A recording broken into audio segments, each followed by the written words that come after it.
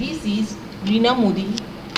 Today I'm talking about this English spoken class. We start the presentation now.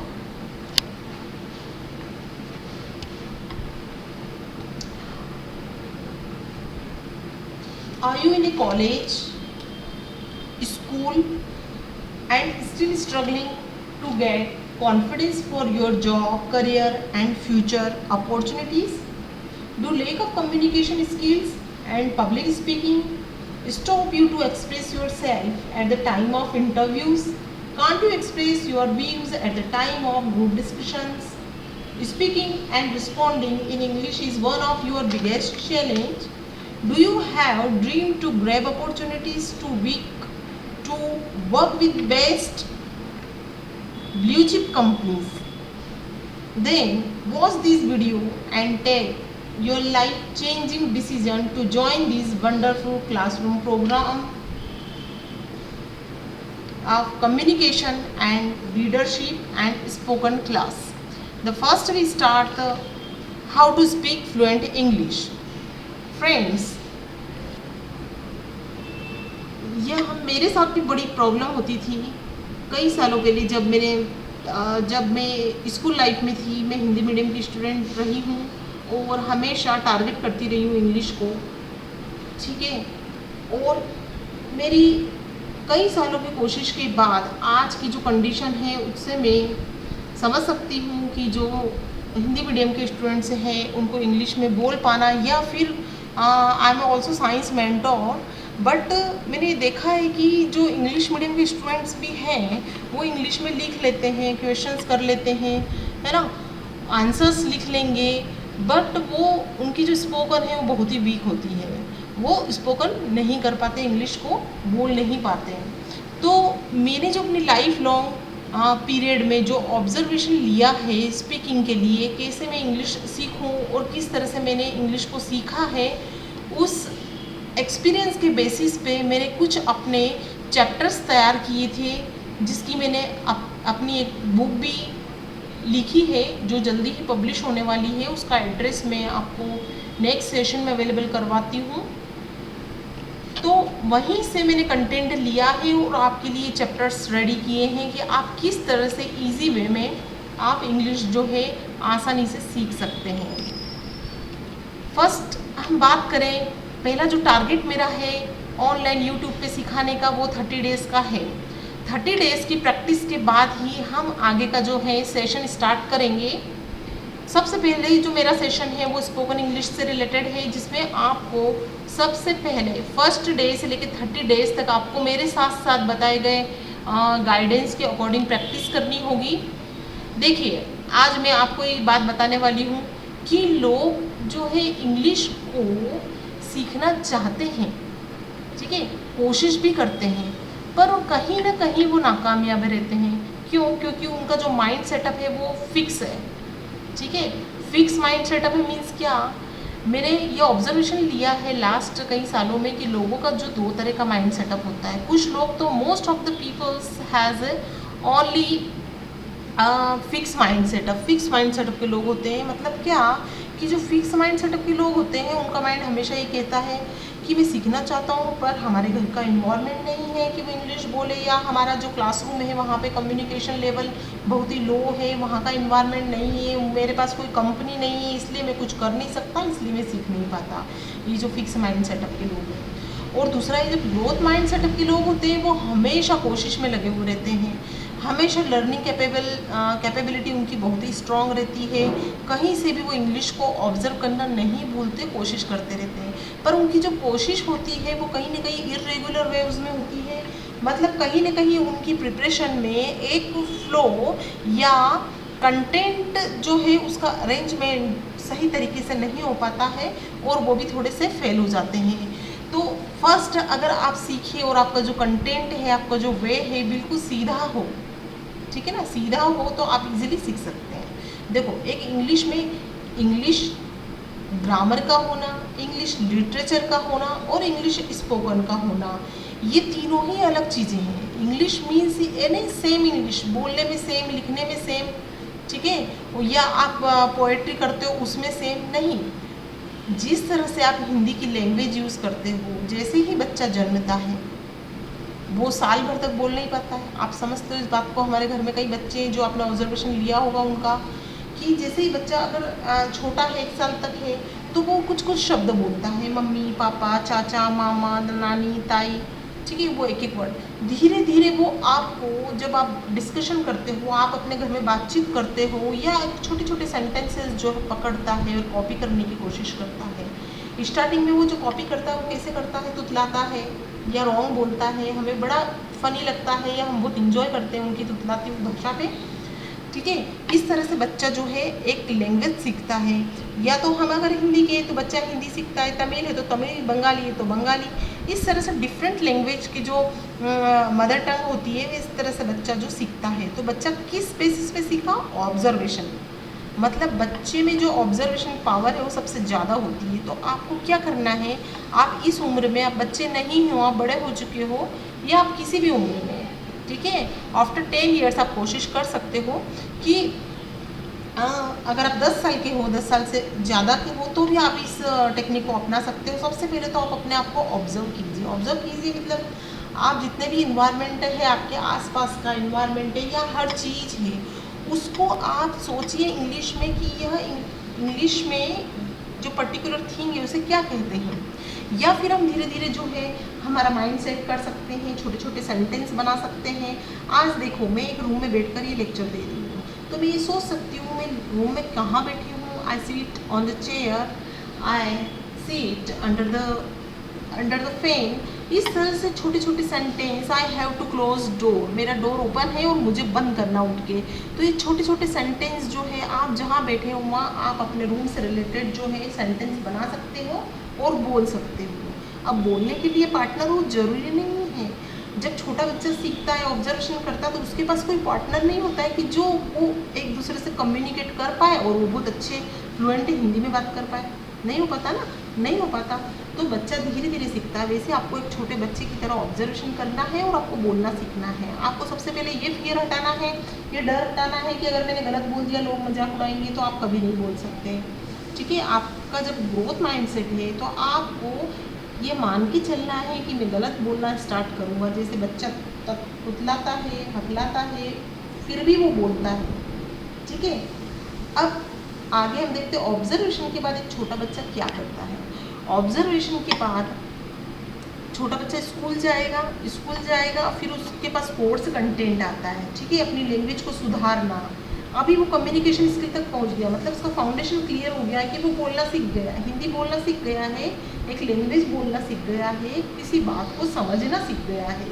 But proper communicate तब कर पाएगा जब वो एक कोर्स कंटेंट जो है वो स्टडी कर पाएगा। उसके लिए हम उसको स्कूल भेजते हैं, स्कूल में हमको ABCD पढ़ाई जाती है स्टार्टिंग से। तो वैसे ही आप सबसे पहले आप बोलना सीखिए। इंग्लिश जब बोलना सीखोगे, जब आपका डर, हेजिटेशन जो स्पीकिंग का ख़त्म हो जाएगा, उसके बाद आपको जाना है अपनी वोकेबुलरीज को स्ट्रॉन्ग बनाना है, ठीक है। उसके लिए आपको सबसे पहले अपने माइंड को सेट करना होगा। माइंड सेट करने के लिए क्या फॉर्मूला है, देखो, सबसे पहले जब आप सुबह उठते हो तो आपके माइंड को इन 3 सेंटेंसेस को डेली आपको बोलना है। I love to communicate with people, मुझे लोगों से कम्युनिकेट करना बहुत ही पसंद है, बहुत ही प्यार है इस चीज़ से, मुझे कम्युनिकेट करना है लोगों के साथ, ठीक है। I love to communicate with people. दूसरा, I have to speak English, मुझे इंग्लिश बोलना है, मुझे इंग्लिश बोलना है, मुझे अपने लाइफ को मजाक नहीं बनाना है कि ये मेरा केवल एक उड़ता हुआ ड्रीम है जो कहीं से आया था और झोंके के साथ निकल गया। नहीं, इसको लाइफ में अपनाना है। I have to speak English and I can do it. अगर मैं ये कर सकता हूँ, मैं 100% कर सकता हूँ। आपको शपथ लेनी होगी। ये 3 सेंटेंस जो है आप सुबह उठते ही अर्ली इन द मॉर्निंग आपको बोलने हैं, अपने माइंड को इस तरह से सेट करना है। तो आपका जो माइंड है वो फिक्स चेंज हो जाएगा ग्रोथ माइंड सेट में। फिर हम चलते हैं नेक्स्ट फर्स्ट डे की ओर। तो मैं मेरे कंटेंट से लाई हूँ स्ट्रक्चर। अब देखिए, ये जो मैं आपको रोज़ daily first day, second day, third day जो आपको एक स्ट्रक्चर बताने वाली हूँ वो आपको डेली प्रैक्टिस करनी है।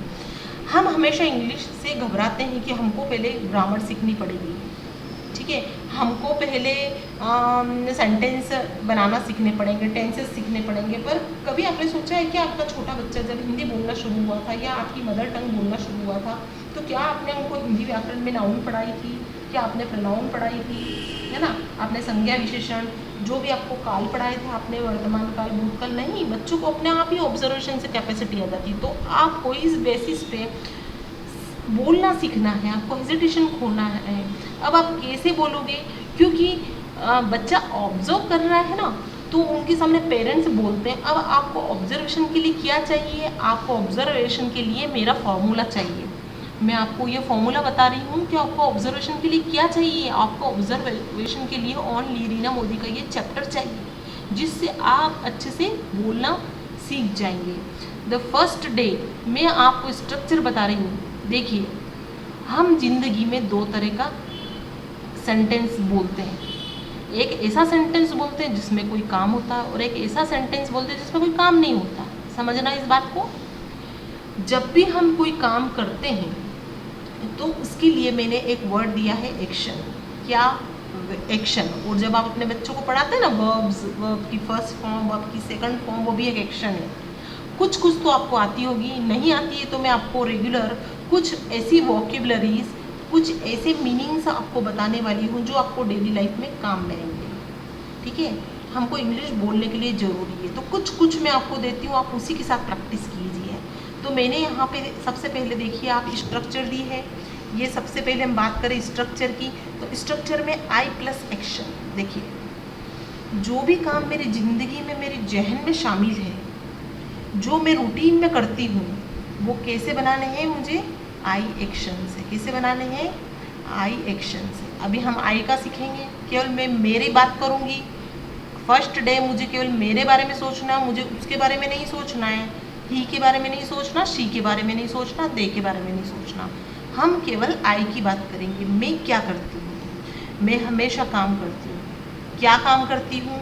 आई एक्शन। अब मैं क्या काम करती हूँ, वो मेरा काम हुआ, वो मेरी एक्शन हुई। तो मैंने एक्शन कौन कौन सी ली है, वोकेबलरीज में नीचे दी है। ठीक है, एक है टेक टी या हैव टी, दोनों बोल सकते हैं। हम जब चाय पीते हैं तो चाय पीने के लिए होता है take tea. Read newspaper, newspaper पढ़ना। राइट ए लेटर, लेटर लिखना। Mop the floor, mop the floor, floor पे पोछा लगाना। वाटर द प्लांट, प्लांट को पानी पिलाना। सिंग ए सॉन्ग, एक गाना गाना। ब्रिंग वेजिटेबल, सब्जी लाना मार्केट से। और मीट द डॉक्टर, डॉक्टर से मिलकर आना या डॉक्टर को दिखाने जाना। ठीक है, जो भी मीट द डॉक्टर, डॉक्टर से मिलना। तो मैं क्या क्या करती हूँ वो आपको प्रैक्टिस करनी है। आई एक्शन तो मैं कैसे बनाऊँगी? मैं चाय पीती हूँ, आई टेक टी। मैं न्यूज़पेपर पढ़ती हूँ, I read newspaper. I write a letter. I mop the floor. I water the plant. I sing a song. I bring vegetables. I meet the doctor finally.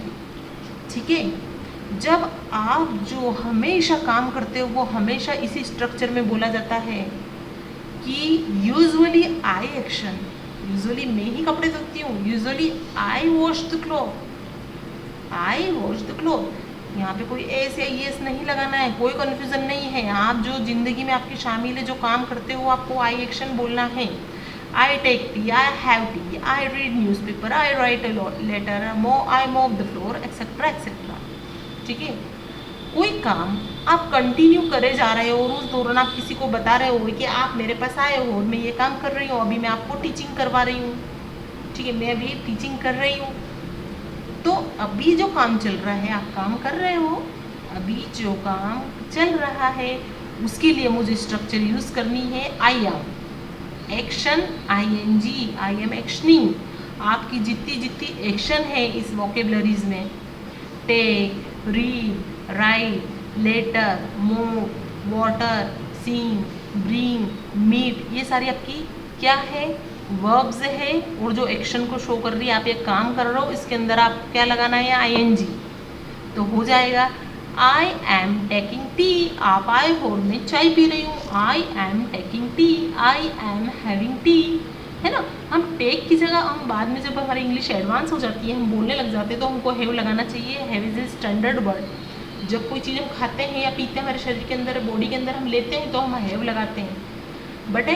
But यहाँ पे have जो है कहीं कहीं पे टाइम को भी शो करती है।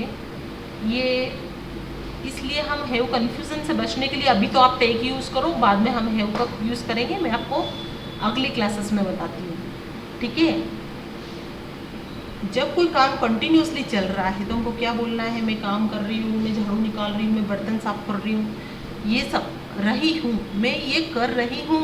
I am actioning, I am taking tea, I am reading newspaper, I am writing a letter, मैं एक लेटर लिख रही हूँ। I am mopping the floor, I am mopping the floor, मैं पोछा लगा रही हूँ, किस पर, मैं फर्श पर पोछा लगा रही हूँ। I M watering the plants, मैं पौधों को पानी दे रही हूँ।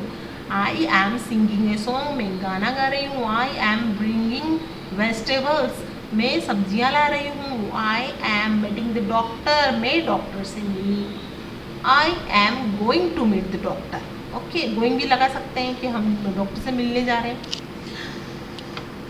अब थर्ड में आपको एक स्ट्रक्चर देखो, जब मैं कोई हमेशा काम करती हूँ आई एक्शन, जब मैं काम कोई कर रही होती हूँ आई एम एक्शन, जब कोई काम मैंने कर लिया, आप आए और मेरा काम खत्म हो चुका, अभी अभी जस्ट खत्म हुआ है, तो मेरे को कैसे बोलना है, I have action third form, action third form, action third form मतलब वर्ब का थर्ड फॉर्म।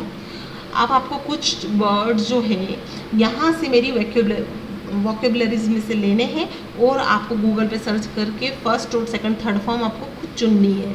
आई थिंक अगर आप स्टूडेंट होंगे तो आपको पहले से पता होंगे, बहुत ही सिंपल है और डेली रूटीन के वर्ड्स हैं जो हमारे डेली लैंग्वेज में काम में आते हैं, डेली हमारे रूटीन में सेंटेंस बनाने में काम में आएंगे, वही मैं आपको यहाँ पे देने वाली हूँ, ठीक है। मैंने चाय पी ली, जस्ट अभी पी है, ठीक है ना, ये हो गया परफेक्ट टेंस बोलते हैं हम इसको। अगर मैं टेंस पढ़ाऊंगी आपको तो आप कंफ्यूज हो जाओगे, हमको ऐसे ही सीखना कि मैंने काम कर लिया, मेरा काम अभी भी खत्म हुआ है। अभी जब कोई काम पिछले घंटों में खत्म हुआ है या जस्ट खत्म हुआ है या सुबह ही खत्म हुआ है, बहुत ज़्यादा पुराना खत्म नहीं हुआ, अभी भी खत्म किया, तो मुझे कब क्या बोलना, I have action third form, समझे।